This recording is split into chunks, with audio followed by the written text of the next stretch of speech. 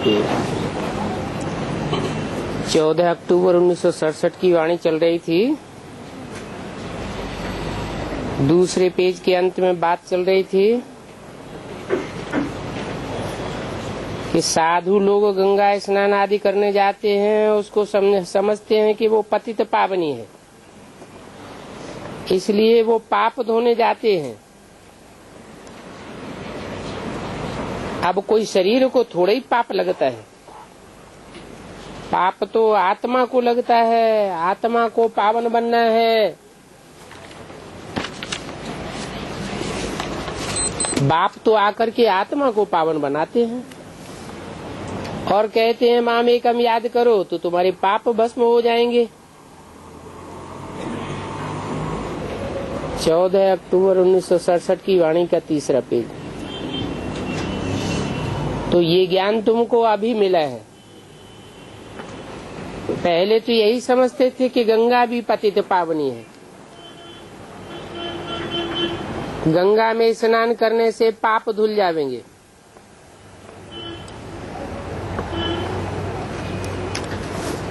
जिन्होंने ये एडवर्टाइजमेंट किया है कि गंगा पतित पावनी है, वो अपन को पतित थोड़ी समझते हैं।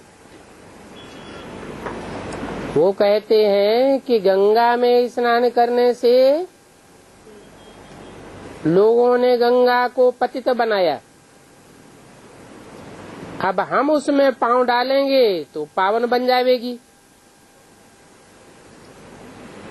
तो वो अपन को पावन समझते हैं, अपनी पूजा कराते रहते हैं, जैसे देवताओं की पूजा होती है। तो माताओं को तो नशा होना चाहिए, ये तो दुश्मन ठहरे जो हमारी हमजिन्स को विधवा बनाए देते हैं।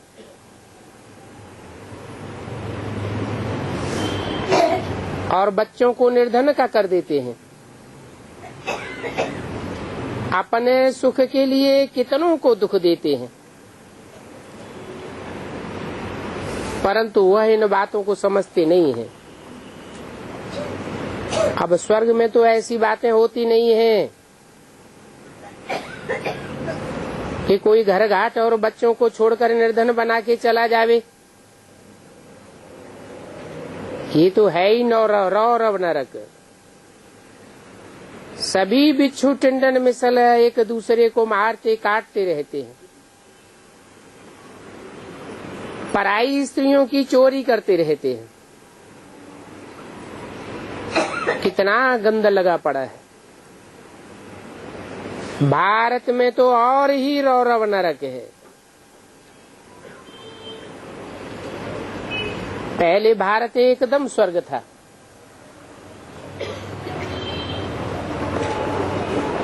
अभी तो थोड़ा भी कुछ होता है तो कहेंगे रौरव नरक। जैसे बाबा भी कहते हैं तुम थोड़ा समय के लिए इस नरक में हो, बाकी तो तुम संगम पर हो।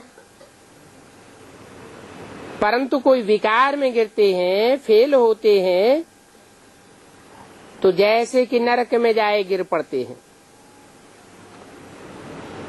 5 मार से नीचे आकर गिरते हैं, फिर उनको 100 गुना सजा खानी पड़ती है। तो बाप समझाते हैं ये भारत कितना ऊंच था, और आप देखो कितना नीचे हालत में है। कहाँ तुम विश्व के मालिक थे, अभी तो तुम आजामिल जैसे पापी हो पड़े हो। शास्त्रों में क्या क्या बातें बैठ लिखी हैं। फिर पादरी लोग बैठ कहते हैं कि तुम्हारा शंकर तो पार्वती पर फिदा हुआ, फिर उनसे बिच्छू टिंडन पैदा हुए। तुम्हारे भगवान भगवती ऐसे ऐसे काम करते थे। ऐसी ऐसी बातें सुनाए करके फिर वो अपने धर्म में ले जाते हैं। तो देखो कितनी ग्लानि की बातें शास्त्रों में लिख दी हैं। बाप बैठ समझाते हैं, ये लोग अपन को ईश्वर कहलाते हैं और मुझे कह देते हैं पत्थर ठिक्कर बिस्तर में है, और अपनी पूजा करवाते रहते हैं।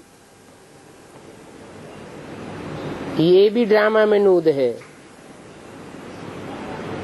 परंतु उनको समझाना तो पड़ता है ना कि मैं कोई ठिक्कर पत्थर में नहीं आता हूँ।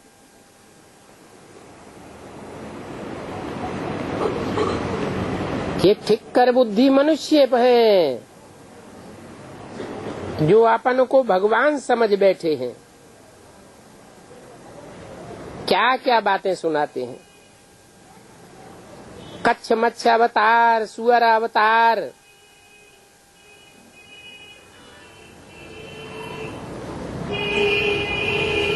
कछुआ क्या करेगा? कछुआ अपनी इंद्रियों को समेट कर बैठ जाएगा, परंतु है तो जानवर ना। कच्छ अवतार भी दिखाई दिए है। थोड़े समय के लिए इंद्रियों को समेटना सीख लिया, समझते हैं भगवान हो गए। आखिरी कछुए को अपनी इंद्रियों को बाहर निकालना होता है ना।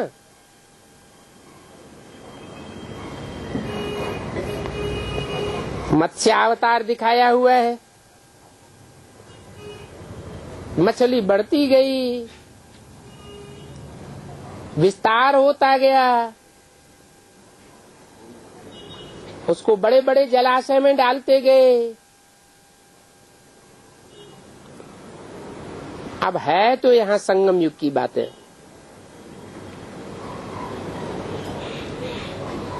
सुअर अवतार भी कह दिए कि सुअर का रूप धारण करके पृथ्वी का उद्धार किया। अब सुअर तो सबसे गंदा जानवर है। वो तो कीचड़ में लौटते हैं, विष्टा खाते हैं। उनको भी भगवान का अवतार बताई दिए। अभी तुम कितना समझदार बनते हो, और मनुष्य तो कितना बेसमझ है, जो जानवरों को भी भगवान समझ लेते हैं। अब जानवर में उतनी अकल तो है नहीं। जानवर बुद्धि भगवान को कैसे जानेंगे? मनुष्य की अकल होती है।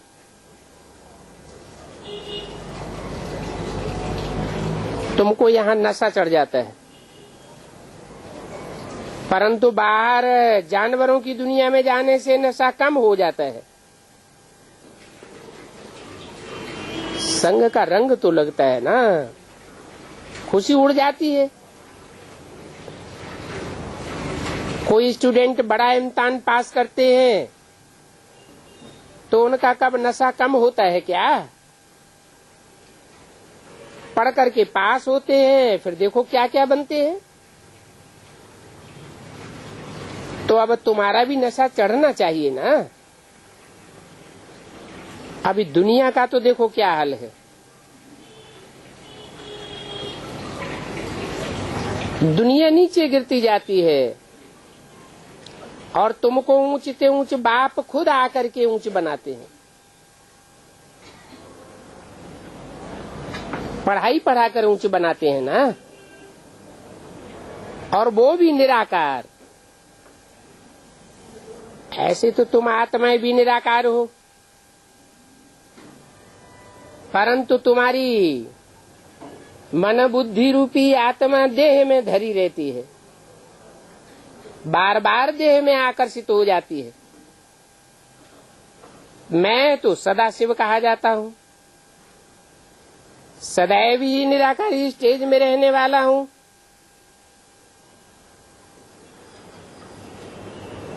मेरा देह में कोई अटैचमेंट नहीं होता है। तुम यहाँ पार्ट बजाने आए हो, तुम भी परम धाम से आते हो, मैं भी परम धाम से आता हूँ, परंतु तुम पार्ट बजाते बताते अटैचमेंट में आ जाते हो। ये ड्रामा का राज बाप ही बैठ करके समझाते हैं।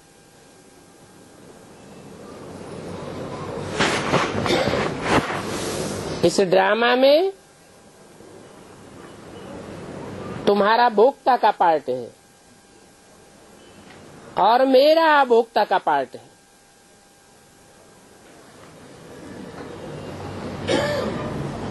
इस षष्ठ चक्र के चक्र को ड्रामा कहा जाता है। उस नाटक में कोई बीमार पड़े तो निकल जावे, परंतु ये तो बेहद का नाटक है। इसमें कोई बीमार पड़ते हैं तो निकलने की बात ही नहीं। यथार्थ रीति ये ड्रामा तुम बच्चों की बुद्धि में है। तुम जानते हो हम यहाँ अपना पार्ट बजाने आते हैं और हम बेहद के एक्टर्स हैं, ऑल राउंड पार्टधारी हैं। सब तो ऑल राउंड पार्टधारी नहीं होते। यहाँ शरीर लेकर के पार्ट बजाते हैं। अभी हम जानते हैं कि बाबा आया हुआ है। जो ऑल राउंड पार्ट नहीं बजाते हैं उनकी बुद्धि में सहसा बैठता नहीं है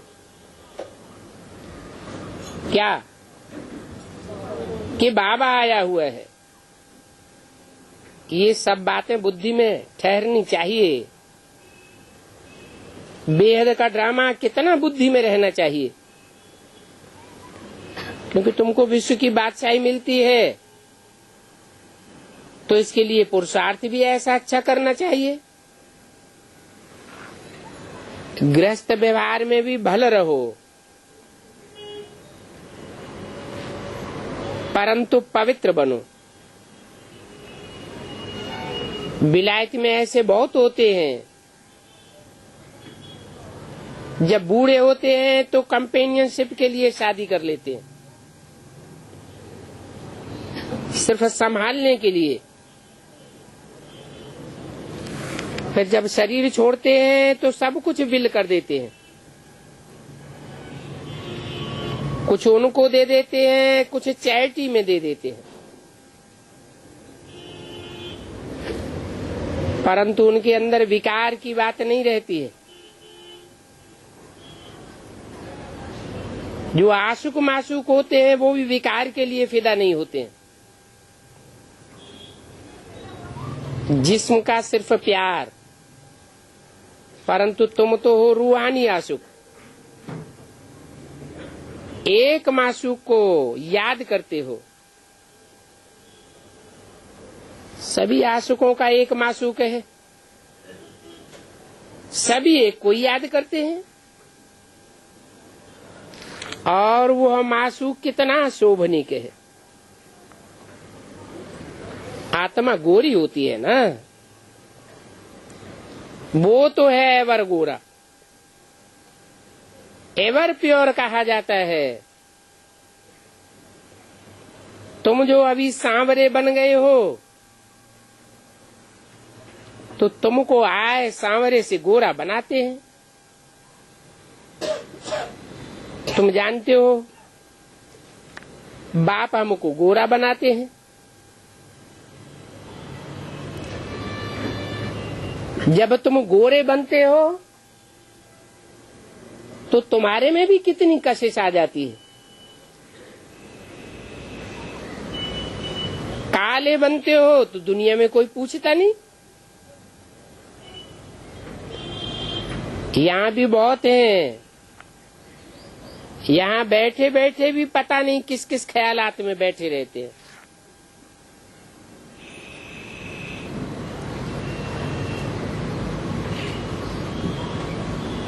स्कूल में भी ऐसे होता है। कोई की बुद्धि कहाँ बाइस्कोप की तरफ बैठे बैठे चली जाती है, दोस्तों आदि की तरफ चली जाती है। उन सत्संगों में भी ऐसे होता है, यहाँ भी ऐसे है। बुद्धि में नहीं बैठता है तो फिर उनको नशा ही नहीं चढ़ता, फिर उनको धारणा नहीं होती है। जिनको धारणा नहीं होती है वो फिर औरों को कैसे करावेंगे। बहुत बच्चियां आती हैं जिनकी दिल होती है कि हम सर्विस में लग जावें,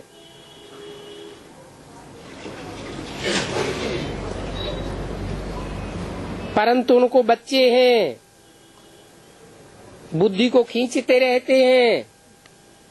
तो बाबा कहते हैं बच्चों को संभालने के लिए कोई माई रख दो।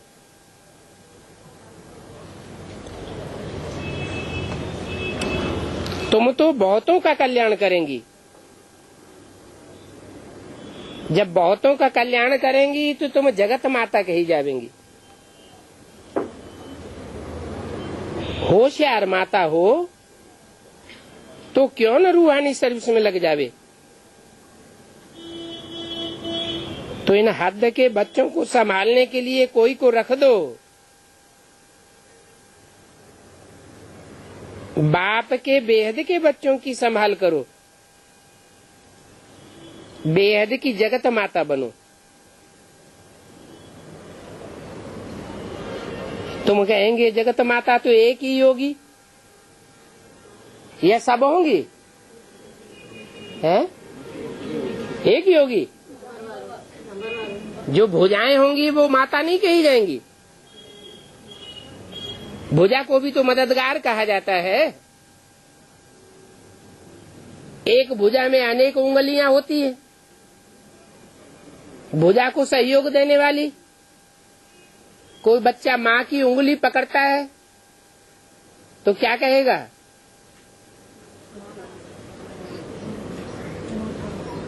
माँ का हाथ पकड़ा, माँ की उंगली पकड़ी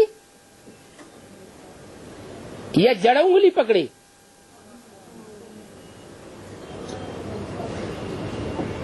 एक से तो कोई काम नहीं होता। अकेला चना भाड़ नहीं फोड़ता है। तो तुम माताओं की अब बारी है। पुरुष देखेंगे हमारी स्त्री ने तो सन्यासियों को भी जीत लिया। तो ऐसी ऐसी माताएं लौकिक पारलौकिक नाम वाला कर दिखावेंगी। अच्छा, बच्चों को गुड मॉर्निंग।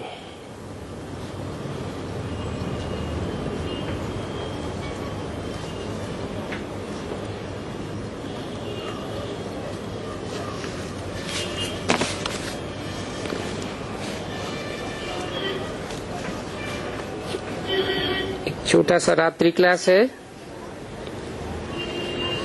14 अक्टूबर 1967। ज्ञान है तो बहुत सहज।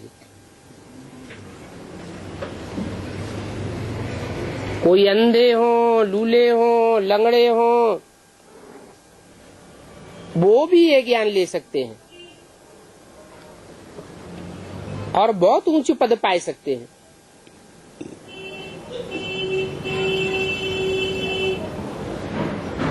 बहरे हैं,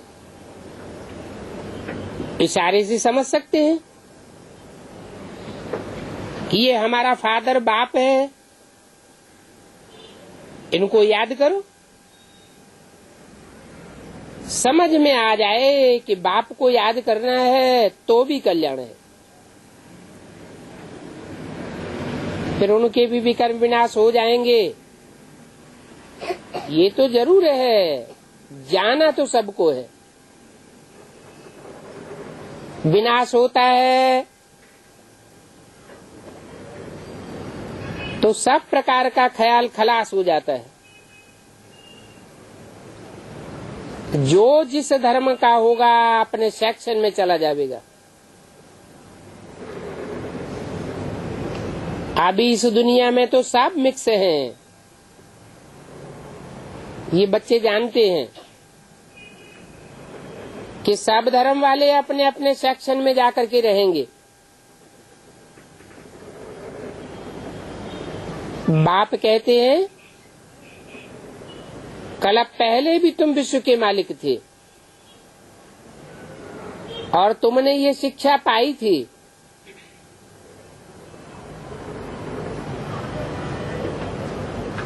तुम बच्चे भी रास्ता बहुत सहज बताते हो। रूहानी बाप के रूहानी बच्चे ही सहज रास्ता बतावेंगे। रूह की स्टेज में टिके हुए नहीं होंगे तो खुद को भी कठिन महसूस होगा, दूसरों को भी सहज और सीधा रास्ता नहीं बता सकेंगे। बाप समझाते हैं कि जास्ती न समझे तो सब बातों से हटाए कर बोलो, तुम तो आत्मा हो और सब आत्माओं का एक ही बाप है। और वो बाप आत्माओं के लिए नई दुनिया का रचयिता है। जो जो आत्मा बनेंगे आत्मिक स्थिति में स्थित होते जाएंगे, स्वयं स्थिति में स्थित होते जाएंगे, वो नई दुनिया स्वर्ग में जाएंगे। आत्मिक स्थिति में स्थित नहीं होंगे तो नई दुनिया में जाना नसीब नहीं होगा।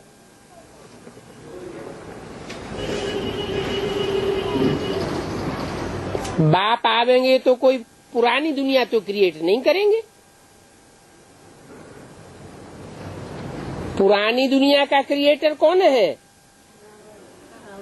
रावण है पुरानी दुनिया का क्रिएटर। पुरानी चीज दुखदाई होती है। रावण का नाम ही है रावण। रावयते लोकान, लोगों को जो रुलाता है, दुख देता है।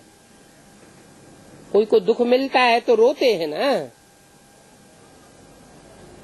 तो रावण है दुख की दुनिया का क्रिएटर, दुखधाम बनाता है, और राम सुखधाम बनाते हैं। तो राम बाप का परिचय देकर के बोलो, इस बेहद के बाप को याद करो।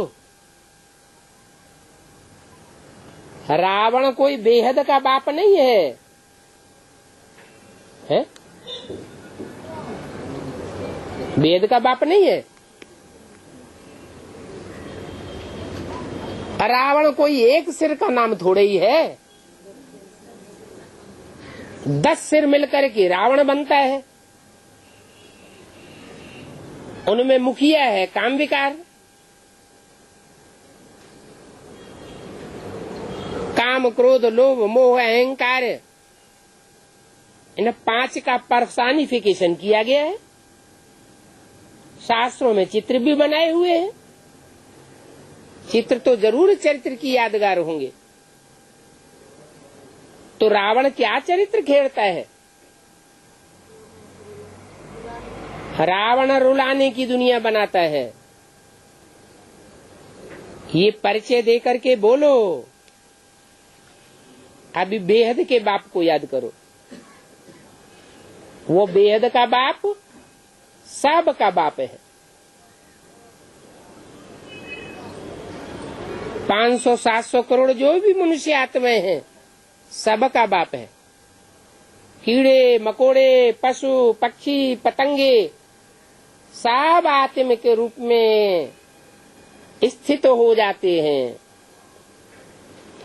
श्रेष्ठ आत्माएं आत्मिक रूप में स्थित होती है, और जो निष्कष्ट हैं कीड़े मकोड़े, वो आत्मिक रूप में स्थित नहीं हो पाते, तो रावण की दुनिया में आते हैं। इसीलिए जब नई दुनिया होती है तो वहां सब श्रेष्ठ योनियां होंगी। तो देखो, सब आत्माओं का एक ही बाप है। ये पुरानी कलयुगी दुनिया है। पुरानी कलयुगी दुनिया में सब योनियां आ जाती हैं। नई सतयुगी दुनिया में थोड़ी योनियां होती हैं। ये तो ओल्ड वर्ल्ड है। सतयुग न्यू वर्ल्ड पास्ट हो गई है।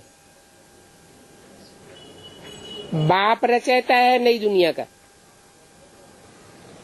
नई दुनिया जरूर सुखदायी होगी। दुनिया की हर चीज पहले नई होती है, फिर बाद में पुरानी होती है। जैसे बाप बच्चों के लिए नया मकान बनाता है, बाप नया मकान बनाता है, बच्चे उसे पुराना बनाए देते हैं, भले रिपेयर करते हैं, परंतु रिपेयर करने से कोई नया नहीं हो जाता है। ऐसे ही ये बेहद का बाप है। इसमें तुम कोई की ग्लानि आदि नहीं करते हो, ग्लानि की बात नहीं है। सब आत्माएं बाप के बच्चे हैं। बच्चे बच्चे ही होते हैं और बाप ही होता है। बोलो, हमको बाबा समझाते हैं। इस समय जो कुछ चल रहा है वो सब भक्ति मार्ग है। ज्ञान का सागर एक बाप को ही कहा जाता है। भक्ति आती है अनेक मनुष्य गुरुओं से, रावण के अनेक सिरों से, और ज्ञान आता है एक बाप से। एक बाप ही सच्चा और बाकी सब गुरु झूठे। एक सदगुरु निराकार कहा जाता है, सत श्री अकाल कहा जाता है, तो एक ही सच्चा हुआ ना। सच्चा है तो सच्चखंड बनाते हैं। वो ही सर्व का सदगति दाता पतित पावन है। ये पक्का याद कर लो, तो और कहीं भी बुद्धि नहीं जावेगी, कोई में आंख नहीं डूबेगी। क्या पक्का याद कर लो कि एक ही सदगति दाता है, एक से ही सदगति होगी और बाकी कोई दूसरे से सदगति होने वाली नहीं है। बाप ऐसे कहते हैं, मैं आकर के नई दुनिया रचता हूं। ऐसे नहीं कि आकर के ज्ञान सुना के चला जाता हूं और फिर उस ज्ञान के जरिए तुम नई दुनिया रचते रहते हो। नहीं, नई दुनिया का रचयिता मैं हूं, पुरानी दुनिया का रचयिता नंबरवार तुम बच्चे हो। मैं नई दुनिया बनाता हूं। रावण सारी दुनिया होती है तब तो बाप आता है। सारी दुनिया किसकी औलाद होती है? रावण की औलाद होती है। तब एक बाप आकर के सबको राम का बनाते हैं। राम स्वयं अंत में क्या बन जाता है? राम भी तो रावण बन जाता है। कंस भी क्या बन जाता है? कंस भी आखिरी कृष्ण बनता है। राम भी रावण बनता है। ये ड्रामा बना हुआ है। संग का रंग सबको लगता है। एक है जिसको कोई का संग का रंग नहीं लगता। वो ही आकर के कंस को कृष्ण बनाता है और रावण को राम बनाता है। अभी ये पुरानी दुनिया खत्म हो जानी है। ये नई दुनिया थी, तभी ये पुरानी दुनिया नहीं थी।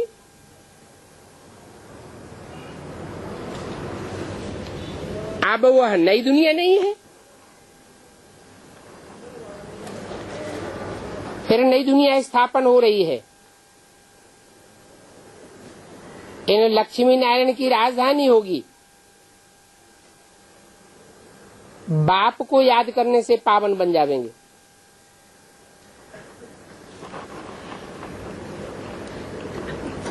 परंतु याद किसको आवेगी?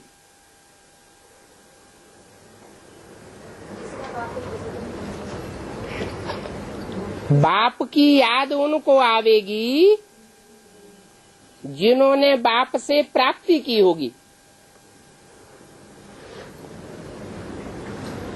प्राप्ति ही याद दिलाती है। ये वर्ल्ड की हिस्ट्री ज्योग्राफी को जानना है, अर्थात त्रिकालदर्शी बनना है। त्रिकालदर्शी बनेंगे तो चक्रवर्ती राजा बन जाएंगे।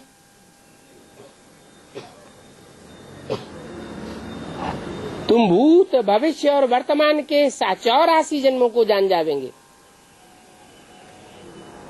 तो ये ढिंढोरा पीटते रहो। ये बुद्धि में ख्यालात नहीं लाना चाहिए कि थोड़े आते हैं। हम इतनों को संदेश देते हैं और थोड़े निकलते हैं। जो निकलते हैं वो भी टिकते नहीं हैं। 100 को संदेश देंगे तो कोई 1-2 निकलेगा। जो निकलते हैं उनमें से फिर कोई कोई ठहरते हैं, और ठहरने वालों में भी कोई कोई माला के दाने बनते हैं। बाप कहते हैं ये तो गायन है क्या, कोटों में कोई और कोई में भी कोई।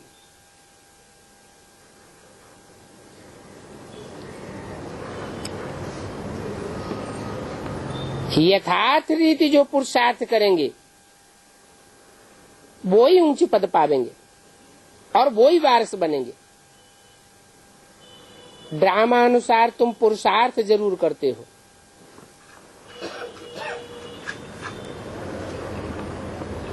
इसलिए फिकर की कोई बात नहीं।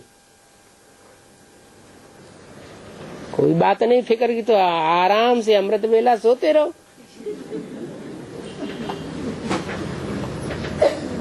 बाप कहते हैं ड्रामा तुमसे पुरुषार्थ कराएगा है। तो अव्यक्त बाप दादा पूछते हैं फरिश्ता कब बनेंगे? चीफ जस्टिस को बुलावेंगे क्या? चीफ जस्टिस आवेगा तो एक एक का न्याय कर देगा। दूध का दूध और पानी का पानी करता जाएगा। तब पुरुषार्थ करेंगे क्या?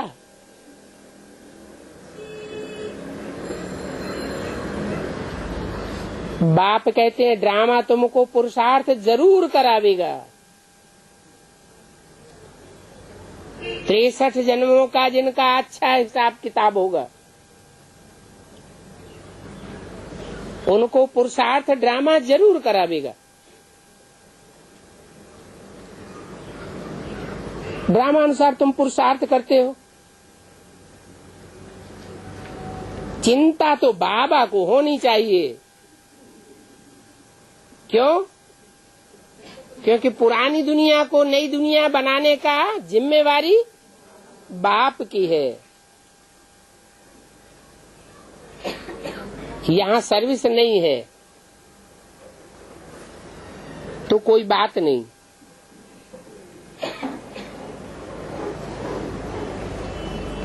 तुम तो बिल्कुल बेफिक्र रहो।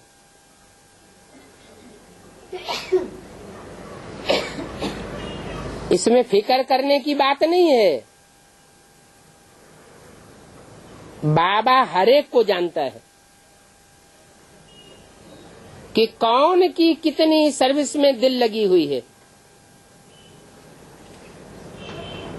ऐसे नहीं सोचना चाहिए कि हमने इतने चक्कर काटे, इतनों को समझाया और निकलने वाले कोई नहीं निकलते हैं।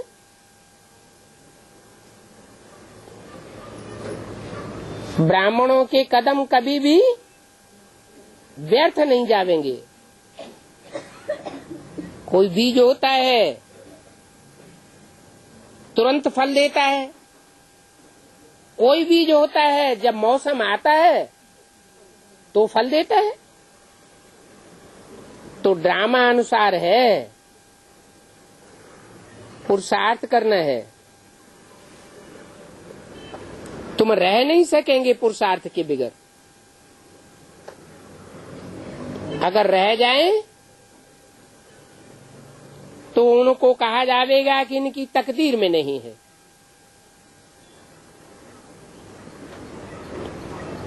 पुरुषार्थ भी पूरा चाहिए।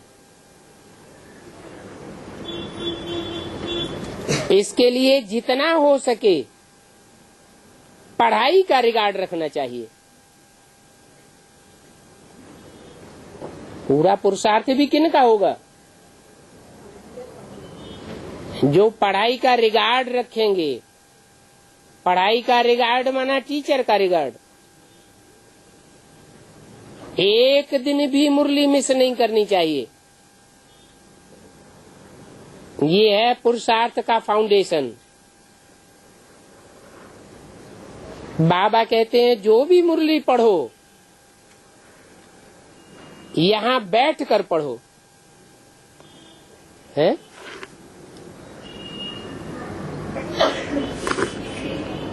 स्कूल में बैठ करके मुरली पढ़ेंगे तो जास्ती फायदा होगा, और बाहर बैठ करके पढ़ेंगे तो फायदा नहीं होगा। नहीं होगा तो क्यों नहीं होगा? वो वाइब्रेशन बाहर की दुनिया में नहीं मिलेंगे, और यहाँ वो वाइब्रेशन रहते हैं संगठन के।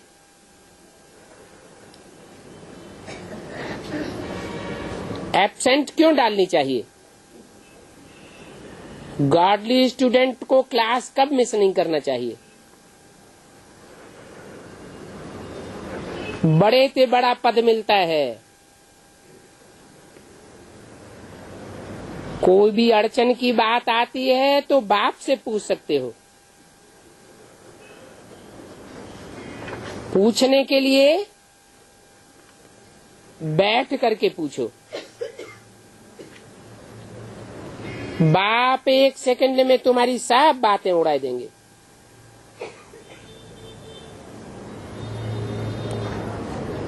बाबा को याद करते हो और चक्र को याद करते हो, बाकी तो और क्या है। और सब बातों को छोड़ दो। तुमको समझ तो मिली है कि पाप आत्मा का अन्न नहीं खाना है।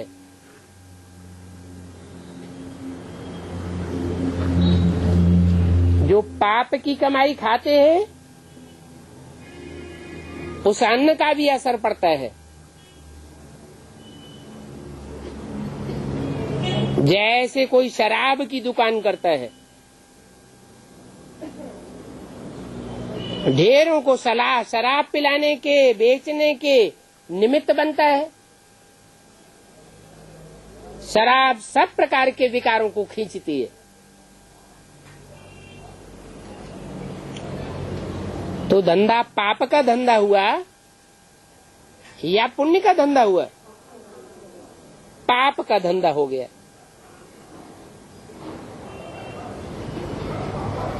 तुम जानते हो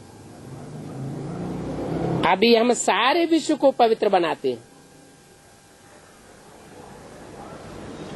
ऐसे तो बाबा कहते हैं सब धंधों में है नुकसान।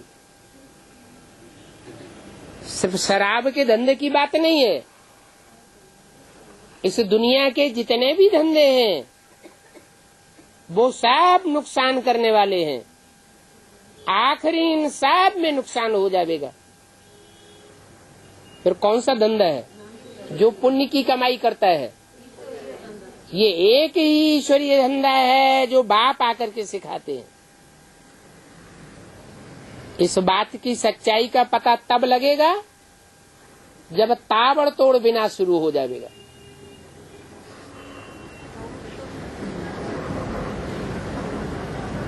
मौत का बाजार लगेगा और तुम्हारे ज्ञान रत्नों का बाजार फलेगा फूलेगा।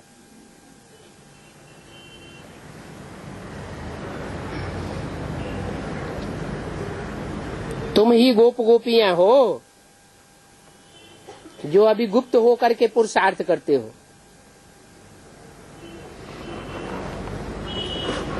पुरुषार्थ करते हो तो बाप के काम में उंगली देते हो।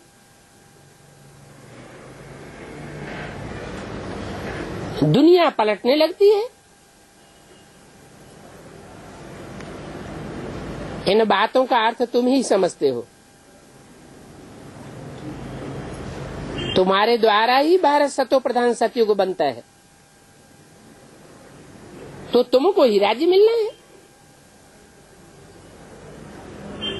बात है सतो प्रधान बनना है पुरुषार्थ से। तुम बच्चे बहुत खुशी में रहेंगे तो सर्विस भी बहुत करेंगे। बहुत लिखते हैं बाबा हम नौकरी छोड़ देवे, इतना पैसा कमा कर क्या करेंगे।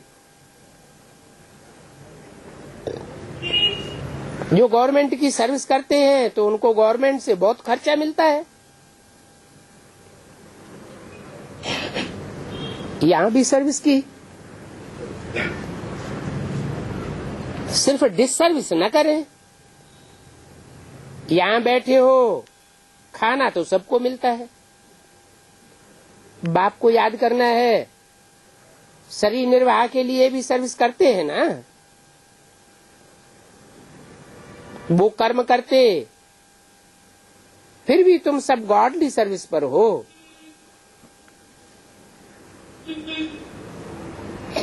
सर्विस भी गॉडली और डॉगली होती है ना। बाप को याद करो, 84 के चक्र को याद करो। उल्टा सुल्टा कोई भी कुछ पूछे तो बोलो बाप ने कहा है माँ में कम याद करो, तो तुम सतो प्रधान बन जाएंगे। इसमें ढेर सारे प्रश्न पूछने की कोई दरकार ही नहीं। बस रचयिता और रचना को जाना है, जितना पुरुषार्थ करना है करते रहो, तंग नहीं होना चाहिए। पक्का कर दो कि हम गॉडली सर्विस को छोड़ेंगे नहीं। तुम्हारी सर्विस हो रही है, परंतु ये बातें समझेंगे भी नंबरवार। सब एक जैसा थोड़ी समझेंगे। अभी पुरुषार्थ करना है। पुरुषार्थ करने में तकलीफ तो यथार्थ रीति कोई को नहीं है। डबल सिर ताज बनना है, इनकी राजधानी में जाना है।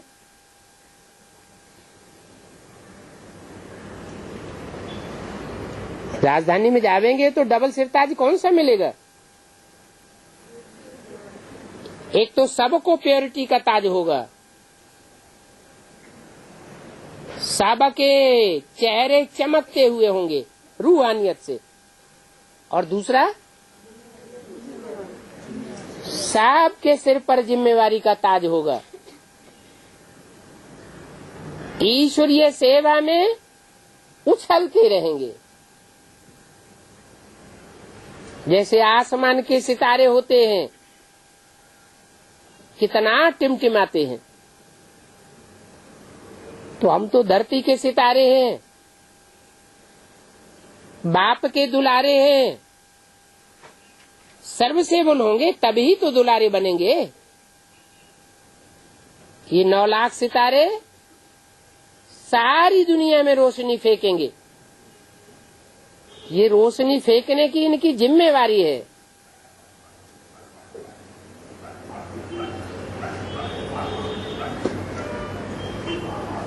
यथा राजा रानी तथा प्रजा सब सुखी होंगे। इस समय तो सारी दुनिया में दुखी दुख है। अगर सुख है भी तो अल्पकाल का क्षण भंगुर सुख है। तो सारी नॉलेज तो बच्चों की बुद्धि में आ गई है। अच्छा, ओम शांति।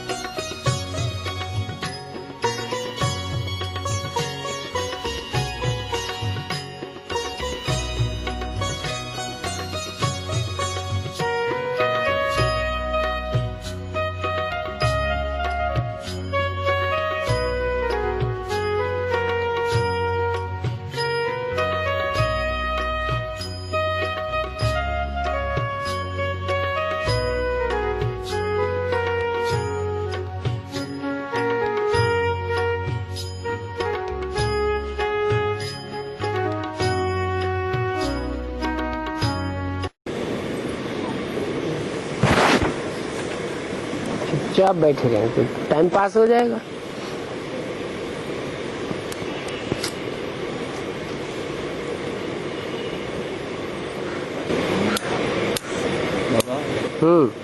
सत्संग में कृष्ण वाली आत्मा पहले आते हैं ना, उसके बाद आने वाले दूसरे धर्म के लोग आते हैं, दूसरे लक्ष्मण है, तीसरे लक्ष्मण है, चौथे लक्ष्मण है, उसको जन्म जन्म एक जन्म कम होगा ना, एक जन्म उसको कम होगा ना। सभी धर्म के धर्म पिताएं एक के बाद एक करके आते हैं ना। उसको कला भी थोड़ा थोड़ा कम होता है, बाद में आवेंगे तो कला भी कम होती जाएगी। 8 नारायण को वो 8 जन्म कम होगा ना। 8 जन्म नहीं, 7 जन्म कम हो जाएंगे। 8वें नारायण के 7 जन्म कम हो जाएंगे।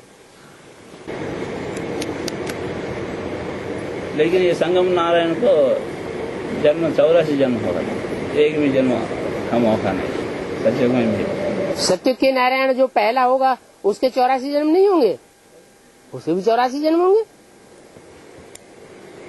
परंतु सत्युग में एक जन्म उनका कम होता है और संगम की नारायण का एक जन्म ज्यादा होता है।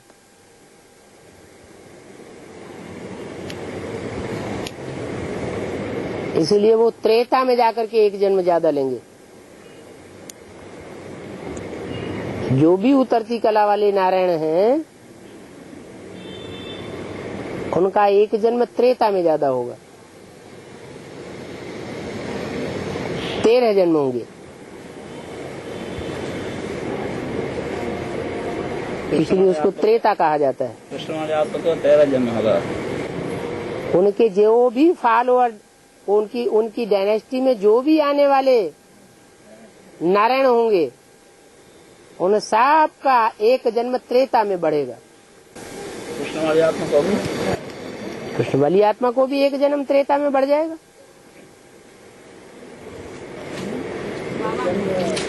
बढ़ेगा तो आयुष कमती होगा है, एक जन्म बढ़ेगा तो आयुष कमती होगा। हाँ जी होगा। हाँ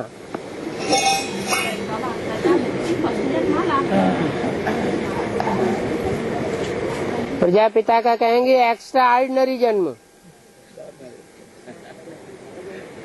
जब से वो प्रजापिता के रूप में संसार में प्रत्यक्ष होता है तब से उसका कहेंगे एक्स्ट्रा ऑर्डिनरी जन्म।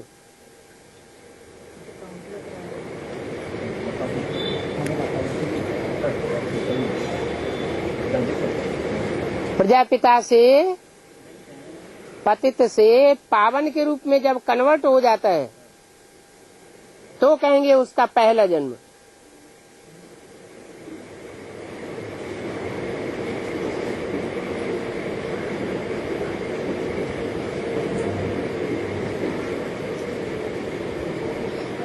ये स्पेशल जन्म है,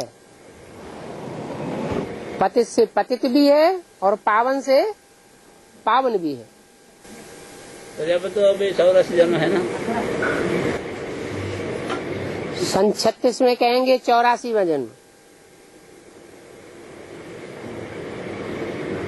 उस समय किसी को पहचान नहीं थी,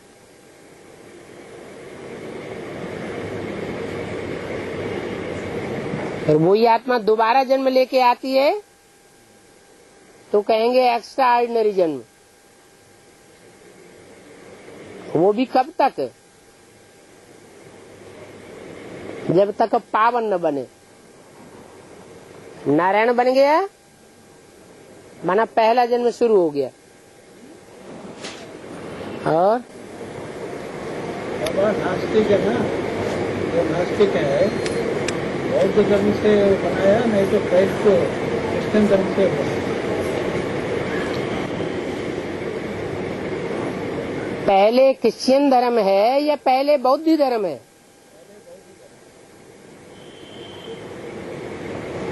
तो बौद्ध धर्म में नास्तिकता के बीज भी है, क्योंकि बौद्ध धर्म के लोग अपनी धर्म की धारणाओं में स्वर्ग नरक की कोई बात नहीं बोलते, भगवान की कोई बात नहीं बोलते। भगवान बुद्ध को ही भगवान मानते हैं। उनसे पूछा जाए, महात्मा बुद्ध 2000 साल पहले हुए, उससे पहले भगवान नहीं था क्या? तो कोई डिस्कशन नहीं करेंगे। आत्मा को नहीं मानते, आत्मा परमात्मा के बारे में कोई डिस्कशन नहीं। तो भारतीय धर्म होते हुए भी उसमें नास्तिकता का बीज है। इसलिए भारत में कम्युनिज्म 2 प्रकार का है, एक भारतीय कम्युनिस्ट पार्टी और दूसरी मार्क्सवादी कम्युनिस्ट पार्टी। और दोनों का डिफरेंस क्या है? दोनों का डिफरेंस ये है कि भारतीय कम्युनिस्ट पार्टी भारत को सपोर्ट करती है स्पेशली, और मार्क्सवादी कम्युनिस्ट पार्टी के लोग भारत को सपोर्ट नहीं करेंगे। और लेनिन स्टालिन की बात को विशेष महत्व देंगे। भारत कम्युनिस्ट पार्टी एक मार्क्स को मानता है, हाँ लेनिन को मानता है। हाँ जी, हाँ जी, दोनों यहाँ इंडिया में। हाँ जी, दोनों ही पार्टी भारत में काम कर रही है अभी। हर धर्म के 2 छेड़े हो गए, क्रिश्चियंस के भी 2 छेड़े हो गए, बौद्धियों के भी 2 छेड़े हो गए, हीनयान महायान, मुसलमानों के भी 2 छेड़े हो गए, शिया सुन्नी। ऐसे ही नास्तिकों के भी 2 छेड़े हो गए। चल